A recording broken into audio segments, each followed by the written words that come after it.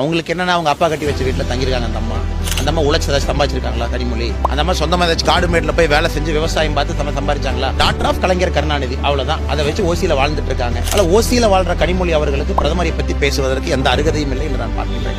அவங்க சொந்தமா என்ன டிஸ்டிங்டிவ் எபிலிட்டி? இப்போ நீங்களா பத்திரிகை நண்பர் இருக்கிறீங்க, ஒரு 12,000 ரூபாய் 20,000 ரூபாய் 50,000 ரூபாய் எவ்வளவு நீங்க சம்பளம் வாங்கினாலும் உழைச்சி சம்பளம் வாங்குறீங்க. நானும் உழைக்கிறேன். கனிமொழி அவர்கள் என்ன உழைச்சாங்க? பிரதமரை பத்தி பேசுவதற்கு என்ன தகுதி? கருணாநிதிங்கிற வார்த்தையை தூக்கிட்ட கனிமொழி யார்? அதனால அவங்க அடுத்தவங்களை பார்த்து பிரதமர் சென்னையில வாடகை வீடு எடுத்து தங்கணும், பிரதமர் சென்னைக்கு இப்படி இருக்குன்னு சொல்றதுக்கு முன்னாடி அவங்க கண்ணாடியில போய் கனிமொழி அவர்கள் ஒரு முகத்தை பார்க்கணும். எத்தனை ஊழல் வழக்கு அவர் மேல இருக்கு, எத்தனை ஜெயிலுக்கு போயிருக்காங்க, ரூஜி டேப்ல அவங்க பேசுறதெல்லாம் எல்லாம் லீக் ஆயிட்டு இருக்கு பாருங்கலாம். ஆனா கனிமொழி அவர்கள் இது போன்ற பேசலாம் தவிர்க்கணும். எப்ப அவங்க சீனா கொடி எல்லாம் டிஃபெண்ட் பண்ண ஆரம்பிச்சாங்களோ அன்னைக்கு அவங்க ஒரு உடன்பிறப்பா மாறிட்டாங்க. 200 ரூபாய் உடன்பிறப்பா மாறிட்டாங்க. உண்மை சொல்ல வேண்டும் என்றால் கனிமொழி அவர்கள் ஒரு கண்ணாடியை பார்த்து பேசி பழக வேண்டும். யாருகிட்ட எப்படி பேசணும், பிரதமரை பத்தி பேசுவதற்கு ஒரு தகுதி வேண்டும். அந்த தகுதி 0.5%